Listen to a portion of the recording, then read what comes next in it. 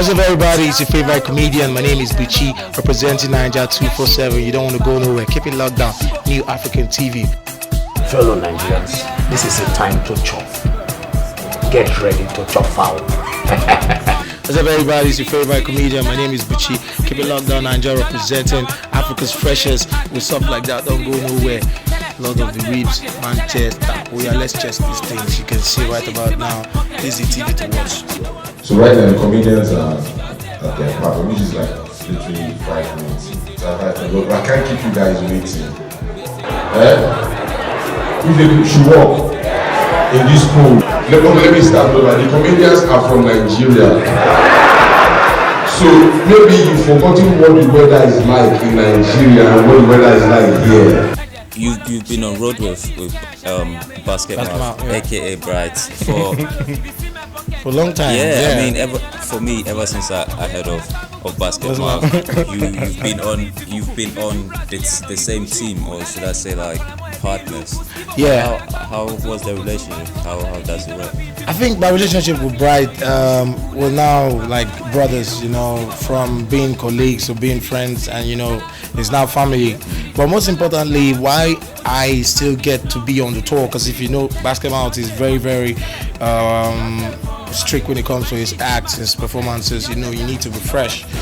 I'm not saying that those that are no longer on the tour stop being fresh. I know he keeps changing and bringing new faces, because it's all about content. Yeah, of course. But I guess I'm still on board, because every time I manage to do something new, yeah. So even the people be like, oh, he was here last year, but this guy is always fresh. So it's a lot of work, but okay. I guess that's what I have to do to be on check, to be on point. So you want to add something else?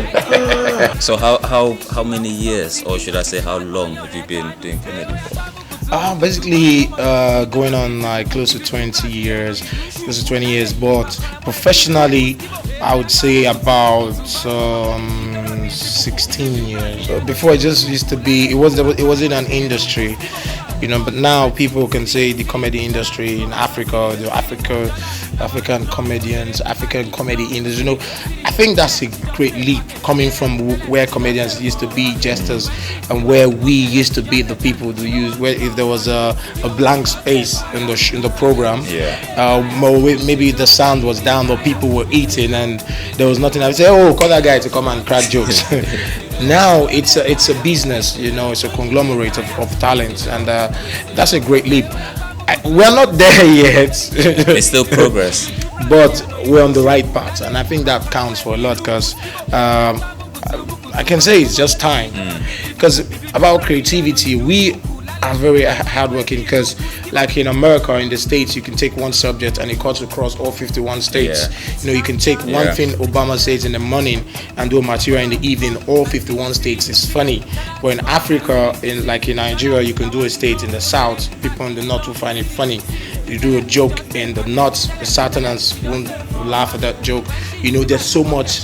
The mental tax is too much. There's too many. Yeah, too many. Don't cross this line. Don't say this about this person. You can't. The president is coming. The president's wife is around. Don't do jokes on this. That enough. It's a lot. It's a lot of pressure, and we managed to scale through. So I think that goes to show that it's up here. Yeah. We just need the platform. It's a matter of time. And then time. And really, I would say the mentality as well. People need to stop being, should I say, naive and close-minded. Myopic. You need to really see outside the box, not just think outside the box. You need to see out. You need to totally ignore the box and know there's a world out there without the box.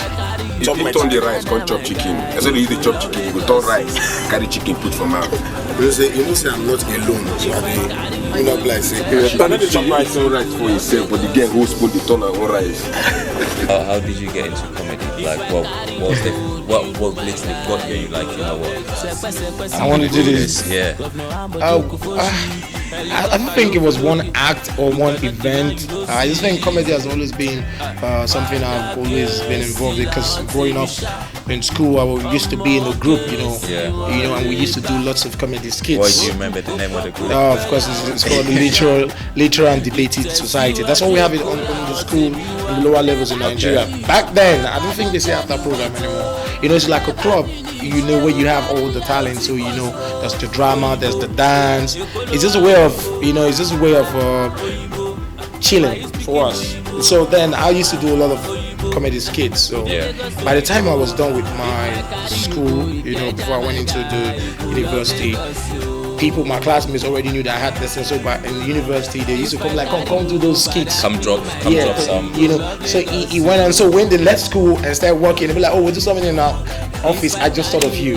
Can you come over and do this? Okay, so it was, the links. Yeah, you know, so that was a graduate. It took time, but you know, it was a graduate. So by the time I was done with school, it was not a difficult decision for me to like set aside my degree to be like, you know what, this is my passion, this is what I want to do, and I went straight up. It wasn't a difficult decision. What did you study? I read law. Hey. I studied law. I graduated. I didn't go to law school. But you still know, you know a lot more about the law than I do, to be fair. Like, you got a degree for it, so you know. Yes, I do. I know more than you do. Guys, not even modest, you know. It's just like, just put me to shame. I need to rub it in. It took a lot of reading. No shaking. But what's the advice you'd give to like everyone who's thinking, you know, I want to do comedy, but challenge me, I'm scared. I might step out there and they'll just laugh at me rather than laughing at the jokes. Oh, really? Comedy, music, as long as it's a passion and you're convinced. There's nothing in life that doesn't come with challenges, you know. I think the biggest thing is to go out there, you know, because if you don't try, you're just going to be in the dark forever, and you'll be the one that'll always be like, oh, I wish. Don't be like, I don't wish.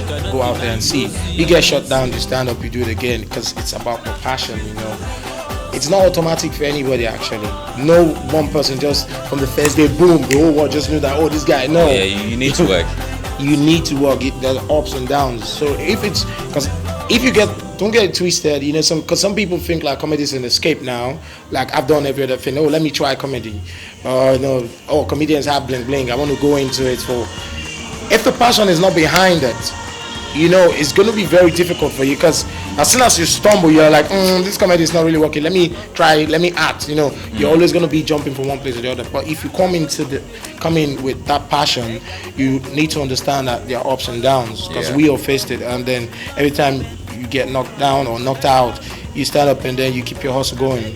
It's all about you. You're the best help you can give yourself. Yep. And until you start to see that and stop waiting for one call or one big brother or some connection, oh, carry me along, put me on your show, until you start seeing that I'm the only one that can help myself do this, you're always going to be in the dark. So I need to say this, whether you're a rapper, you think you can rap, you can sing, you have the passion, step out there and don't stop. Just keep going. Just keep going. That's it.